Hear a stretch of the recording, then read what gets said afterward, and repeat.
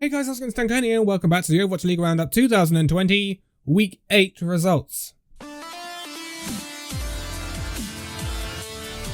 So, it's been a thrilling week in the Overwatch League actually, as it recommences after the big break we've had since the coronavirus outbreak and all of the issues that has been going on. And may I say, a very well done to the production crew. Yes, it had its hitches, but we got some Overwatch, and all in all, it was actually really good. There were some hitches, but you have to expect this.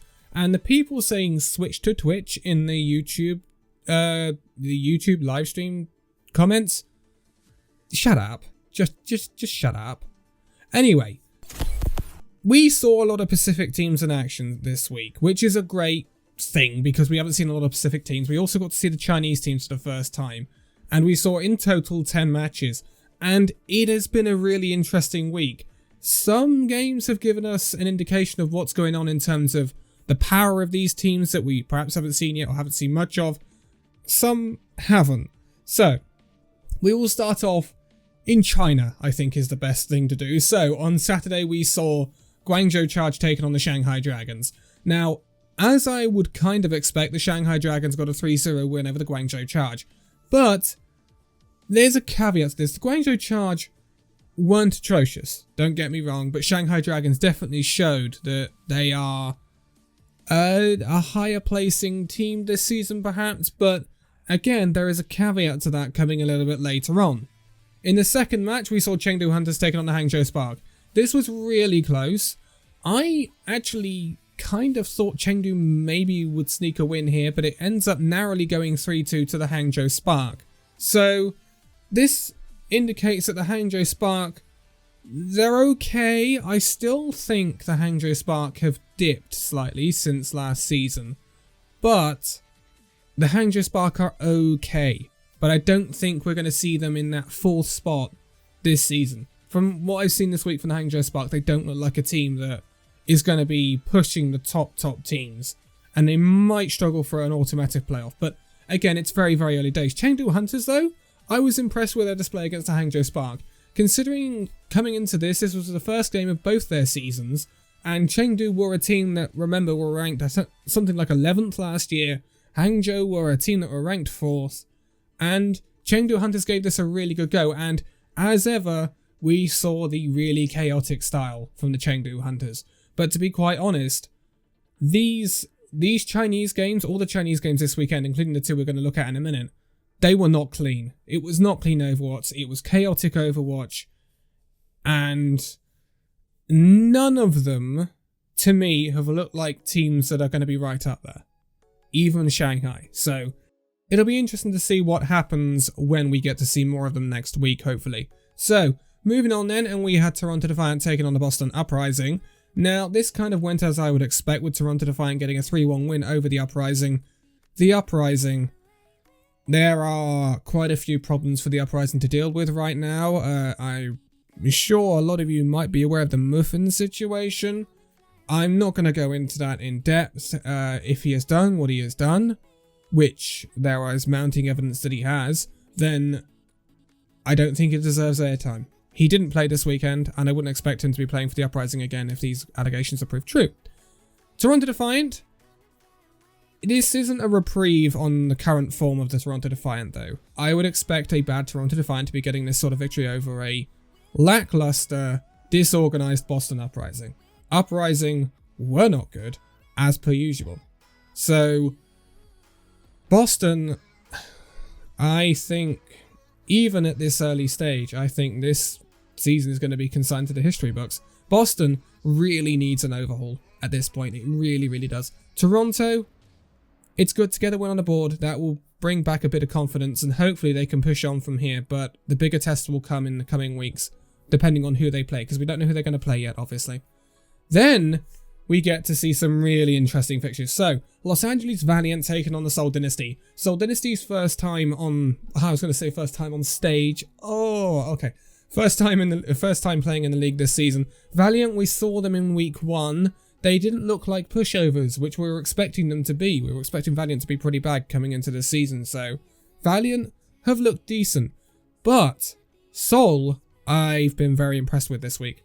Very, very impressed with the Seoul Dynasty. I had a lot of questions about this Dynasty roster coming into this week because I thought, is it going to gel? Is it going to work? They're bringing in all of these ex-London players. It didn't work last season for London, blah, blah, blah, and all that. But Seoul, they've made this work. They have made this work. Profit as good as ever.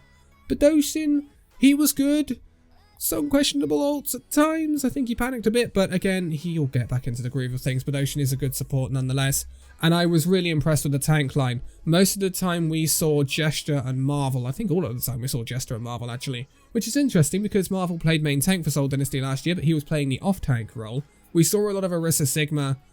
I was really impressed with the Seoul Dynasty this week. They get a 3-0 win over the Valiant. And I don't think this is anything to be ashamed of for the Valiant because, as we will see a little bit later on, Seoul Dynasty, very good first week. I can't wait to see what else this team has in store.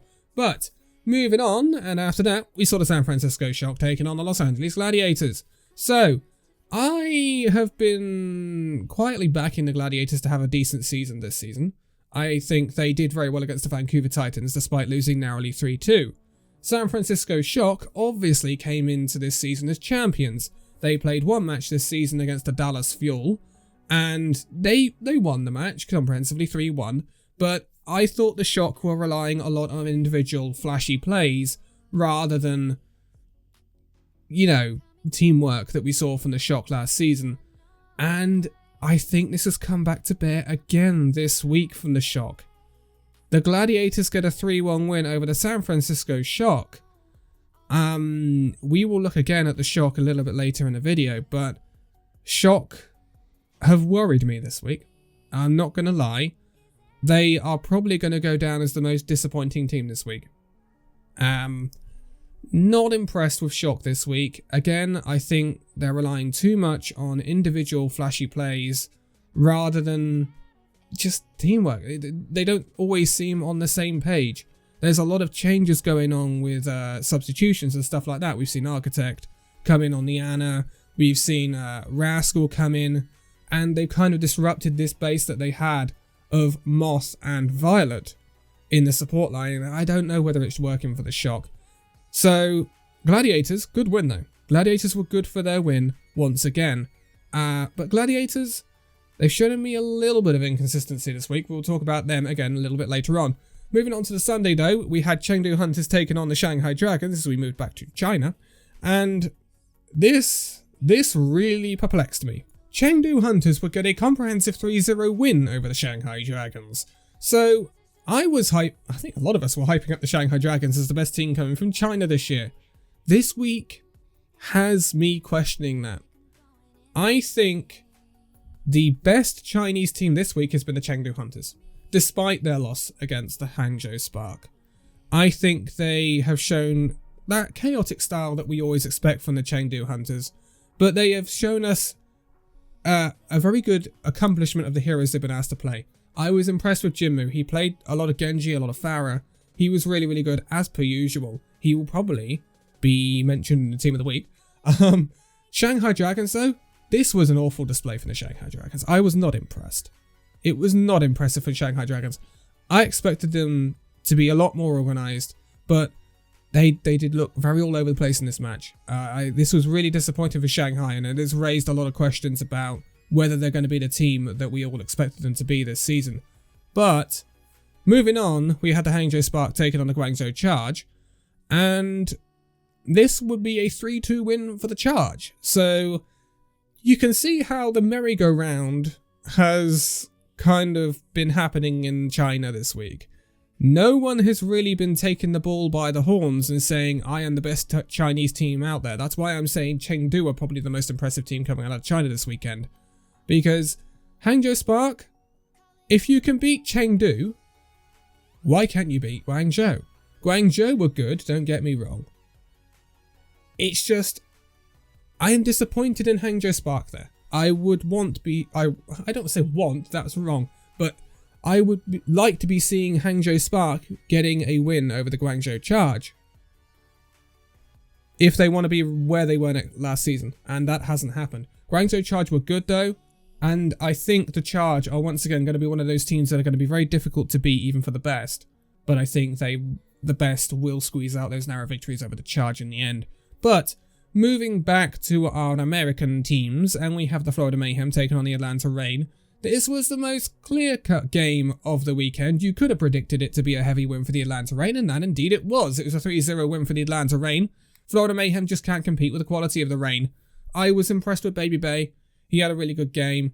To be quite honest, most of Atlanta had a really good game, but nothing was too outstanding apart from perhaps Baby Bay. I did like Baby Bay's play this weekend, but nothing was too outstanding. Florida Mayhem just could not compete with the Atlanta Reign. And if Atlanta Reign want to be where they want to be, you know, in that top 5, top 3, they have to get convincing wins over the likes of the Florida Mayhem, and that they have done this weekend. So, good week for Atlanta Reign, and we will see what happens when they play some better teams. Moving on, though, we have Seoul Dynasty taking on the Los Angeles Gladiators. Now, this is where it gets interesting. So, we had the appetizers at the start of the weekend, like the Valiant taking on Dynasty, the Shock taking on Gladiators, and the next 2 games are kind of giving us a real indication of what's going on right now. So, Seoul Dynasty get a 3-0 win over the Los Angeles Gladiators. And that kind of tells us what's going on right now. Gladiators couldn't deal with the Seoul Dynasty. Seoul Dynasty were very, very well organised. I was very impressed with the way Dynasty played this weekend, and it shows with them not even dropping a map against 2 good teams, especially the Gladiators as well. But this tells me that Seoul Dynasty are looking like one of the top teams in this league. And if you look at the standings right now, they are the top team in this league. So, Seoul Dynasty, it's looking good with early indications. Gladiators, I was disappointed that they couldn't take more from this Seoul Dynasty match. I'm disappointed they didn't get a map on the board. I thought they would be better than that. But, moving on after this, and we saw the Valiant taking on the Shock. And I said I was disappointed with the Shock this weekend. This was a 3-1 win for the Valiant. Yes, the team were expecting to be 20th or 19th at the start of the season. Beat the reigning champions. Valiant are definitely better than a lot of people have expected. This was without their main tank Gig as well. We saw Dreamer. And I was impressed with Dreamer. I had a lot of questions over him at the start of this weekend. But without a doubt, the person who has impressed me the most in a DPS role this weekend is KSP. He has been really, really good for the Valiant, and he was phenomenal against the Shock. He was really, really good. The Shock, again, disjointed. Not looking like the Shock we saw last season. That's for sure. The individual talent is there, and therefore, I would be saying that Shocker is still a playoff team because they've got so much individual talent. I wouldn't expect them to be too far down the league. But this weekend has shown, unless the Shock change things, if you've got really good teamwork, which both the Gladiators and Valiant did, then you will beat Shock. You will beat them. It's neither here nor there. And it shows that teamwork can basically win over raw individual talent at times, which I think has really cost a Shock this weekend. But when you look at it, this has given us a real indication of what's going on. So Seoul Dynasty were able to beat the Gladiators were able to beat the Shock, the Seoul Dynasty beat the Valiant will be able to beat the Shock. So I want to see the Seoul Dynasty take on the Shock, because if you look at those fixtures and you look at those results, Seoul Dynasty really should give the Shock a pasting. Now, all credit to the Shock coaching staff. We may see the Shock bounce back. We have seen it before. So the Shock are certainly not out of this yet, but there is a lot of work to do for the San Francisco team. And it'll be interesting to see how they respond from a very, very poor week. We have not seen the Shock have a poor week like this in a very long time. So those are the results for week 8. A lot of really, really interesting results. We haven't really garnered anything from the Chinese teams because it's been a merry-go-round. It was very chaotic with those games. But we do have some early indications about problems with the Shock and perhaps power at the Seoul Dynasty. But finally, let's take a look at our standings, and we have a new leader. It's Seoul Dynasty. I have not seen Seoul Dynasty at the top of the standings of the Overwatch League for a very long time, going back to the inaugural season. So we have Seoul Dynasty in number 1. Vancouver are just behind them on a slightly inferior map differential, but we haven't seen Vancouver this weekend. I'm expecting to see Vancouver next weekend. They are now in Korea alongside London Spitfire. And that might change the schedule that we were expected to see slightly. I would expect to see Vancouver and London perhaps take on some of the Chinese teams in the future. So that should be really interesting. But New York Excelsior maintain their third place spot with Philadelphia Fusion in fourth. Both teams didn't play this weekend. Atlanta Reign are in fifth, moving up with that win against the Florida Mayhem. Paris Eternal in sixth. London Spitfire are still in seventh, although they had been moving this weekend depending on results. Then we see the Chinese teams come in. It's Chengdu in 8th. Joint 9th, we see Hangzhou Spark and Shanghai Dragons. Joint 11th, we see the Guangzhou Charge and Los Angeles Valiant. In 13th, we see the Los Angeles Gladiators. 14th, we see the San Francisco Shock. 15th, Washington Justice. 16th, Toronto Defiant. 17th, Florida Mayhem. 18th, Houston Outlaws, who didn't play this weekend. Boston Uprising in 19th, and Dallas Fuel propping up the league in 20th. Remember, we haven't seen Dallas Fuel since week 1.